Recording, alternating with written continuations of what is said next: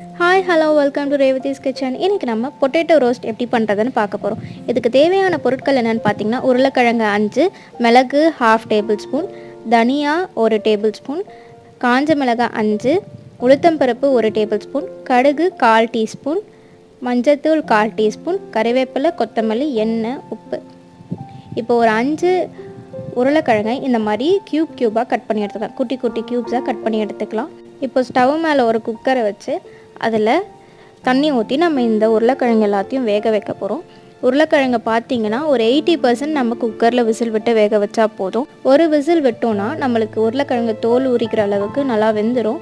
இப்போ பார்த்திங்கன்னா ஒரு 80% நம்மளுக்கு உருளைக்கிழங்கு வெந்திருக்கு. இதோட தோல்லாம் எடுத்து வச்சுருக்கேன் நான்.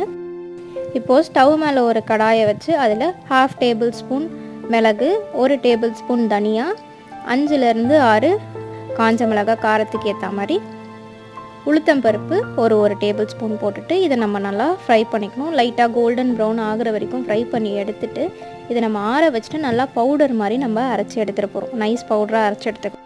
இப்போது அதே கடாயை வச்சு அதில் 1.5 டேபிள் ஸ்பூன் அளவுக்கு எண்ணெய் விட்டு 1/4 டீஸ்பூன் கடுகு, அடுத்து கொஞ்சமாக கறிவேப்பிலை, கடுகு நல்லா பொரிஞ்சதும் கறிவேப்பிலை சேர்த்துட்டு நம்ம ஸ்டவ்வை சிம்மில் வச்சிடலாம். இப்போ அடுத்து நம்ம அரைச்சி வச்ச பவுடர்லாம் ஆட் பண்ண போகிறோம். இதுக்கு கண்டிப்பாக நம்மளுக்கு ஸ்டவ் சிம்மில் தான் வைக்கணும்.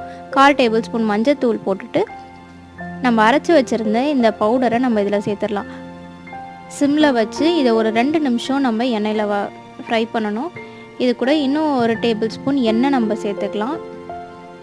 சேர்த்துட்டு நம்ம ஒரு 2 நிமிஷம் நம்ம எண்ணெயில் வதக்கிட்டு அடுத்து இதுக்கு தேவையான உப்பு சேர்த்துட்டு நம்ம வேக வச்சுருந்த உருளைக்கிழங்கு எல்லாத்தையும் நம்ம இதில் சேர்த்துடலாம். உருளைக்கிழங்கு இந்த மசாலாவோட சேர்ந்து மிச்சம் இருக்க 20% நம்ம இந்த இதில் வேக வைக்க போகிறோம். இப்போது உருளைக்கிழங்கு வேகிறப்போ நம்ம ஸ்டவ்வு கொஞ்சம் மீடியம் ஃப்ளேமில் வச்சுட்டு நம்ம நல்லா இதை ஃப்ரை பண்ணி எடுத்துடலாம். அவ்வளோதான், நம்மளுக்கு ஒரு சூப்பரான பொட்டேட்டோ ரோஸ்ட் ரெடி ஆகிடுச்சு. இதை ரசத்துக்கு தொட்டு சாப்பிட்டோன்னா, ரசம் இல்லை தயிர் சாதத்துக்கு தொட்டு சாப்பிட்டா ரொம்பவே சூப்பராக இருக்கும். ஸோ தேங்க்ஸ் ஃபார் வாட்சிங். Subscribe to Revathi's kitchen.